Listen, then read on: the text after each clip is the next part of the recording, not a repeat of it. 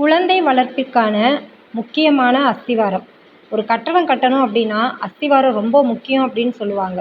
அப்போ குழந்தை வளர்ப்பில் இந்த பாட்டி முறை வைத்தியம் ரொம்ப ஒரு முக்கியமான அஸ்திவாரம் போன்றது அப்படின்னு நாம எடுத்துக்கலாம். இதை எங்கள் வீடுகளில் உள்ள குழந்தைகளுக்கு பயன்படுத்தியிருக்கிறோம். நல்ல பலன். அதனால் நிறைய பேருக்கு இது போய் சேரணும் அப்படின்றதுக்காக சொல்லியிருக்கிறோம்.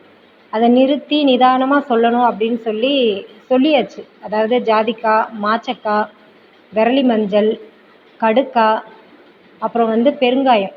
இதை பயன்படுத்தி எப்படி அந்த குழந்தைக்கு கொடுக்கணும், அதோட பலன்கள் என்ன அப்படின்னு சொல்லிட்டு. ஆனால் அது ரிலாக்ஸாக பேசுனனால 3 நிமிஷமோ 33 செகண்ட் ஆயிடுச்சு. அதை நம்ம சார்ட்ஸில் போட முடியாது. அதனால் அதை வீடியோவாக போட்டிருக்கிறோம்.